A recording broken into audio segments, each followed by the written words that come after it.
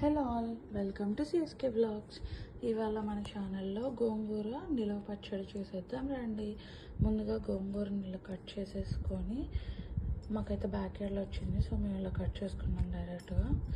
దాన్ని వాష్ చేసేసి గోంగూర ఎండబెట్టుకునేలోపు next process ఏంటంటే 2 టేబుల్ స్పూన్స్ ఆవాలు వేయించుకుందాం.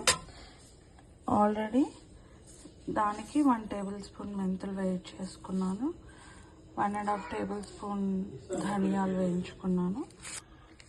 చూడండి, ఇట్లా గాలి కారబెట్టేసుకుంటే ఇట్లా వడబడ్డట్టు అయిపోయింది కదా. ఇప్పుడు దీన్ని మనం వేయించుకున్న బాండీ ఉంది కదా, బాండీలో 2 టేబుల్ స్పూన్స్ ఆయిల్ వేసేసుకొని ఈ వడబడ్డ గోంగూర ఆకుల్ని వేసేసుకుందాం. ఎక్కడ తడి లేకుండా ఉండాలంతే. ఇవి వేయించేసుకుందాం లైట్గా.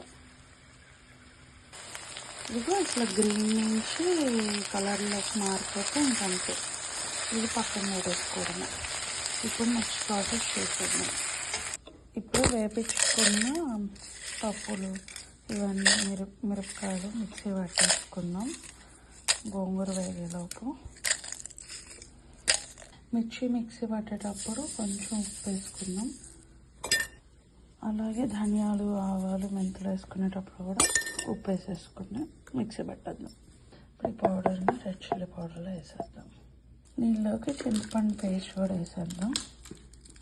ఇప్పుడు గోంగూర కూడా మిక్సీ పట్టుదాం. దానికి 1/2 టేబుల్ స్పూన్ ఉప్పు వేసా. గోంగూర మాకు ఇలా పచ్చగా ఉంటే ఇష్టం, మీకు ఇంకా మెత్తగా కావాలంటే మిక్సీ పట్టేసుకోండి. గోంగూర మిక్సీ పట్టేసాక ఆ పొడిలో నీటిలోకి వేసేసి ఇలా మిక్స్ చేసేసుకొని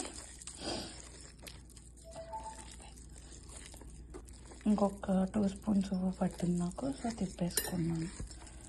అంతే, పచ్చడి రెడీ. ఇప్పుడు పోపు పెట్టేసుకున్నాం. గోంగూర పేస్ట్ ఇట్లా రెడీ అయిపోయింది కదా, దీనిలోకి తాలింపు వేసేసుకుందాం. తాలింపులోకి 4 టేబుల్ స్పూన్స్ ఆయిల్ వేసాను.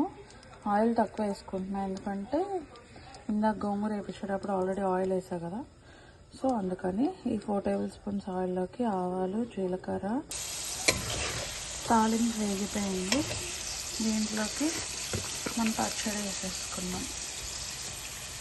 స్టవ్ ఆపేసుకున్నాం. ఈ స్టెప్లోనే ఆపేసుకొని వేసేసుకొని ఒకసారి కలుపుతున్నాం. అంతే, మన గోంగూర పచ్చడి రెడీ అయిపోయింది. వీడియో నచ్చితే like, comment, share and subscribe to CSK blog. See you tomorrow.